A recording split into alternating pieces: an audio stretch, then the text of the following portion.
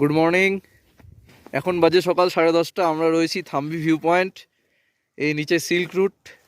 এই Thambi view point থেকে silk রুটের প্রতিটা বাঁক পরিষ্কার এবং স্পষ্টভাবে দেখা যায়। আকাশ মেঘলা, কিন্তু এদিকে কাঞ্চনজঙ্ঘা অদ্ভুত রকমের স্পষ্ট, একেবারে ঝকঝক করছে।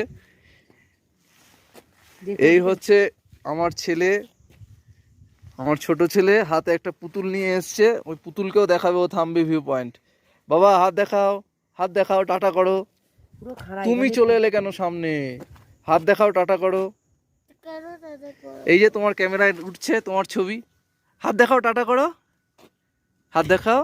হাত দেখাবে না? ঠিক আছে। এই হচ্ছে মৌমিতা। মৌমিতা, কেমন লাগছে এখানে এসে? খুব ভালো লাগছে, প্রকৃতি যে এত সুন্দর, মানে এখানে দেখে আরো মনে হচ্ছে সেটা। এরপরে আমরা কেউ যেতে পারবে না। এরপরে আমরা আরো উপরে উঠবো। আমরা এরপরে যাব লুংথুং, তারপরে আরো উপরে। তবে সেটা আজ নয়, কালকে। সিল্ক রুটের জন্য 2 দিন রেখেছি, এই সিল্ক রুটটাকে ভালো করে এনজয় করব বলে। এই হলো আমার বড় ছেলে, চুপ করে বসে আছে। বাবা কিছু বলো। হ্যাঁ, এই যে হাত দেখাচ্ছে। তেনজিং নোরগে আর এডমন্ড হিলারির মতো লাগছে দুজনকে। মনে হচ্ছে সেই পাহাড় পর্বত জয় করে এসেছে।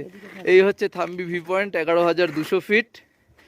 এই হচ্ছে তার উপরে দেখো মেঘ নেমে আসছে নিচের দিকে। পাহাড় ঢেকে দিচ্ছে মেঘ, অসাধারণ। মেঘ আর পাহাড়ের খেলা এই চলছে। কাল রাতে বৃষ্টি হয়ে গেছে, বৃষ্টিটা না হলে আরও পরিষ্কার হতো। আরও একদিন আমরা এখানে আসব, তো সুতরাং আশা করছি আরও বেটার ভিউ পাবো। অসাধারণ, একদম লাইফ টাইম এক্সপিরিয়েন্স। দুটো নিয়ে আসো না। ওকে, টাটা, বাই।